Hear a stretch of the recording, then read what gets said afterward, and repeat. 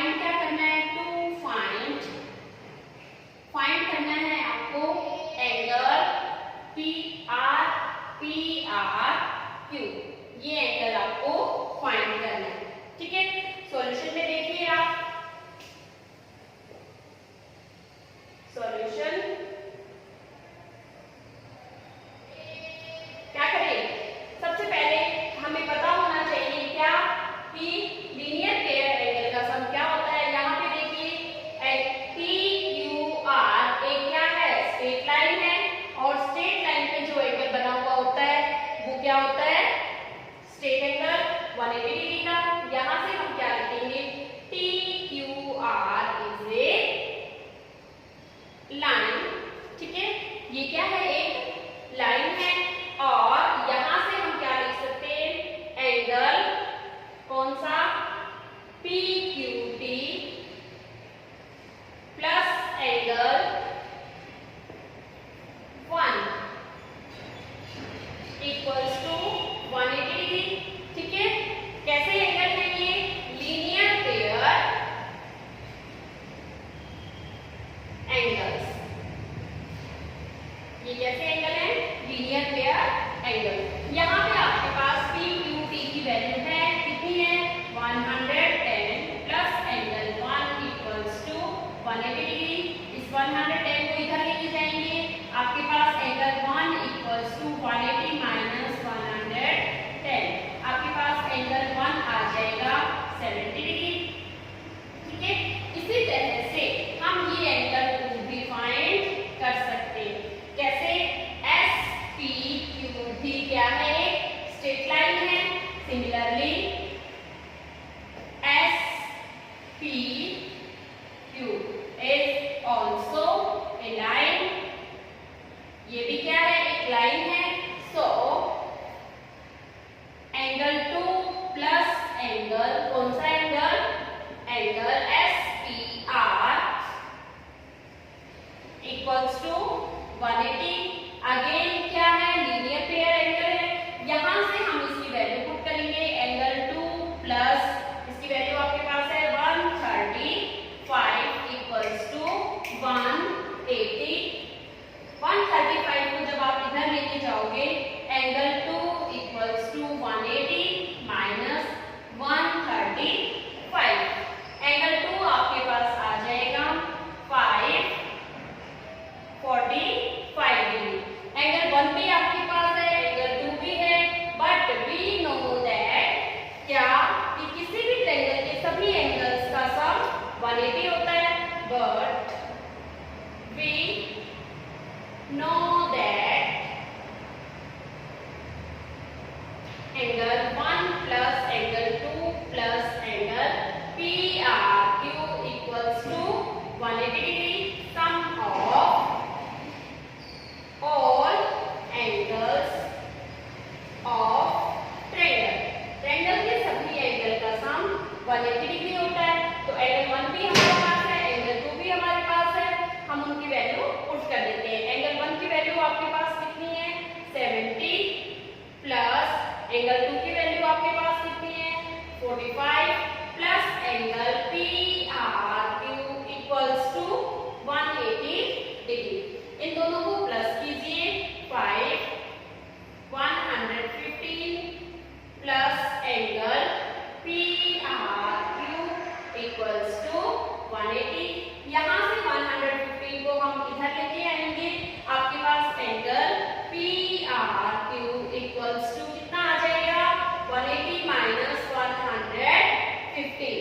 ठीक है, इनको माइनस कर लीजिए, angle P R Q equals to 5, 7 में से 1 6, 65 डिग्री, और यही क्या है आपका आंसर।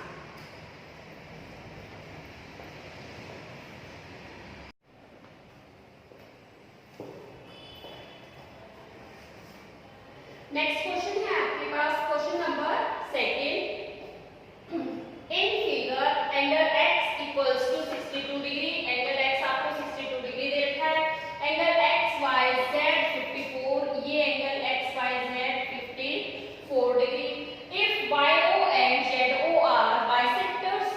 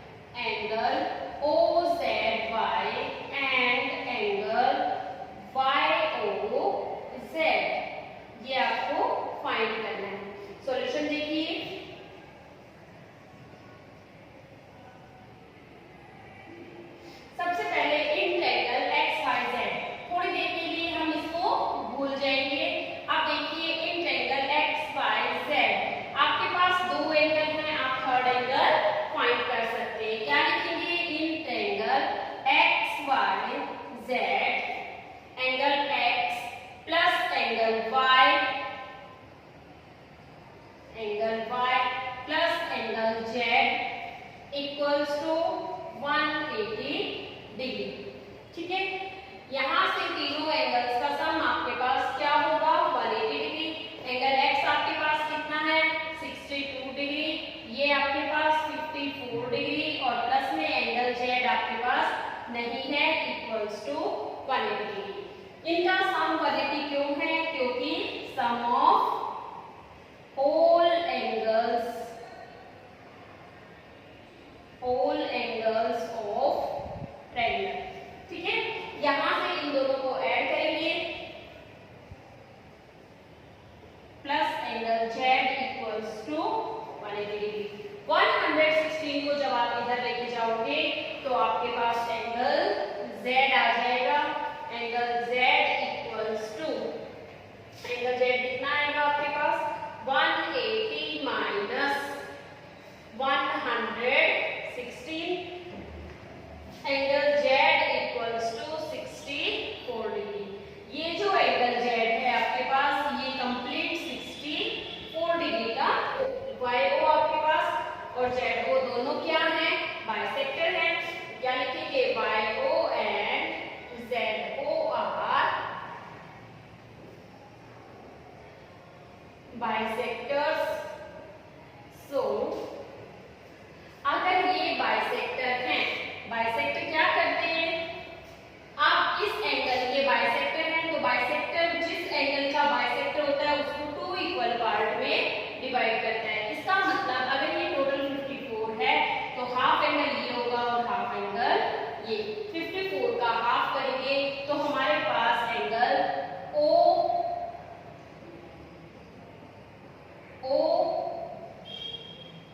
वाई जेड आ जाएगा।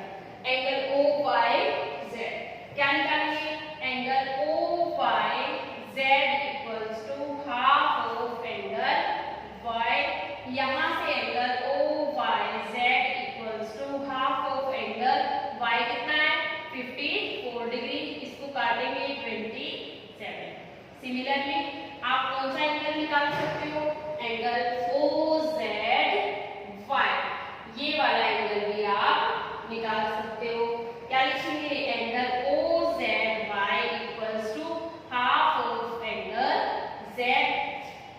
Angle O Z Y equals to half of angle Z कितना था 64 डिग्री और इसको कट करेंगे तो कितना आ जाएगा 32। एंगल ओ जेड वाई आपके पास 32 डिग्री आ गया। ठीक है, ये ओ जेड वाई आपको फाइंड करना था, एक आंसर तो आपके पास ये है। नेक्स्ट आपको क्या फाइंड करना है Y O Z, Y O Z. एक आंसर तो आपने फाइंड किया, ये वाला एंगल आ गया आपके पास कितना 32। अब आपको ये फाइंड करना है। ठीक है, और ये आप निकाल चुके हो कितना है 27। अब हम ट्रायंगल लेंगे in triangle O Y Z. Now in triangle O Y Z.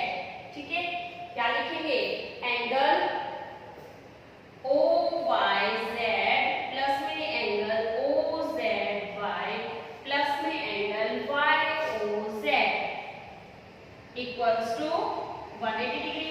Triangle चाहे आपकी छोटी हो या बड़ी हो, कोई भी ट्रायंगल हो, उसके सभी एंगल्स का सम हमेशा क्या रहेगा 180 डिग्री। तो यहाँ से आपके पास रीजन वही होगा, यहाँ से ओ वाई जेड आपने क्या निकाला था ओ वाई जेड 27 डिग्री, तो यहाँ पे हम लिखेंगे 27 डिग्री। ये आपने निकाला है कितना 32 डिग्री और ये हमें नहीं पता, इक्वल्स टू 180 डिग्री। ठीक है, इन दोनों को ऐड कीजिए, 9 7 plus 2 9, 3 plus 2 5 plus angle Y O Z equals to 180 degree. ठीक है, यहाँ से 59 इधर जाएगा, आपके पास angle Y O Z equals to 180 minus 59, angle Y O Z equals to 1 2 121। इसका क्या आ जाएगा आंसर आ जाएगा।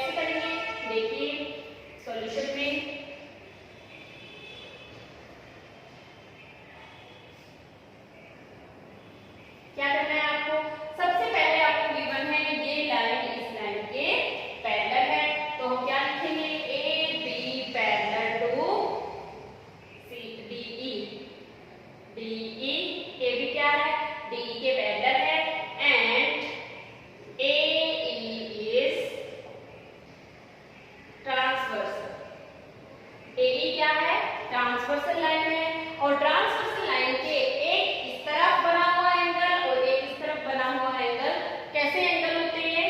Alternate interior angle. तो यहाँ से हमारे पास क्या हो जाएगा? Angle BAC equals to angle E। ठीक है, BAC एंगल जो है वो E के इक्वल हो जाएगा। क्यों? Alternate interior angles. ये कैसे एंगल है? Alternate interior angle. लेकिन BAC तो कितने का है? 35 का। तो आपके पास E एंगल भी क्या हो जाएगा? 35 डिग्री। ठीक है, अब हमारे पास एंगल CDE के अंदर ये एंगल 35 डिग्री आ गया है। अब इस एंगल के अंदर हमारे पास दो एंगल हैं और हमें ये फाइंड करना है। अब क्या करेंगे? नाउ इन ट्रायंगल कौन सी? CDE क्या होगा? Sum of all angles of triangle equal to 180। तो यहाँ से आप क्या लिख सकते हो? एंगल कौन सा? एंगल CDE प्लस में एंगल E प्लस में angle DCE equals to 180 degree. Sum of all angles of triangle. ठीक है, यहाँ से CDE की वैल्यू आपके पास कितनी है? 53 डिग्री। एंगल E आपने अभी फाइंड किया है 35 डिग्री प्लस में angle DCE equal to 180 degree. DCE आपको फाइंड करना है, इन दोनों को ऐड कीजिए। 88 degree plus angle DCE equals to 180 degree. इस 88 को आप इधर लेके आओगे, angle DCE equals to 180 minus 88। इनको माइनस कर लो।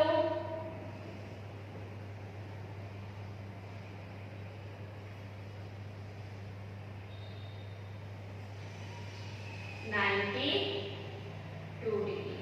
ये आपके पास क्या आ जाएगा? इसका आंसर।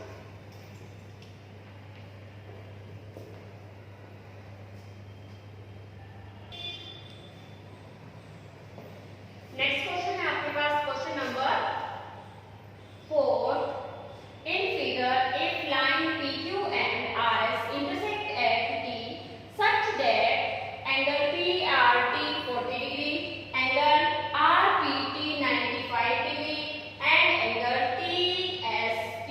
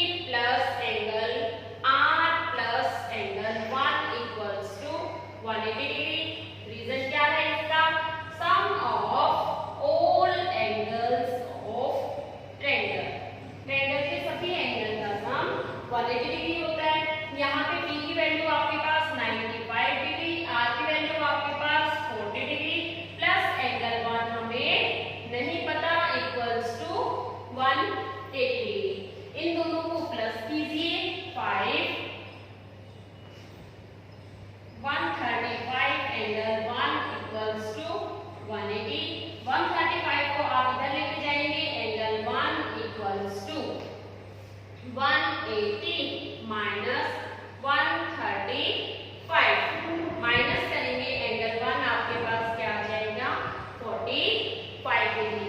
एंगल 1 अगर 45 है तो एंगल 2 भी 45 होगा। क्यों? क्योंकि एंगल 1 और 2 क्या है vertically opposite angle.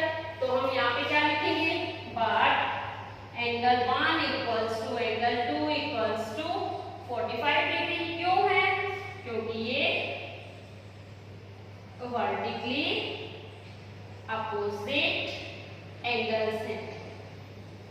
Vertically opposite angles कब बनते हैं? जब दो लाइन एक दूसरे को इंटरसेक्ट करती है किसी पॉइंट पे, तो उस पॉइंट पे इधर और इधर आमने सामने फ्रंट एंगल जो होते हैं वो दोनों इक्वल होते हैं, उनको हम वर्टिकली अपोजिट एंगल कहते हैं।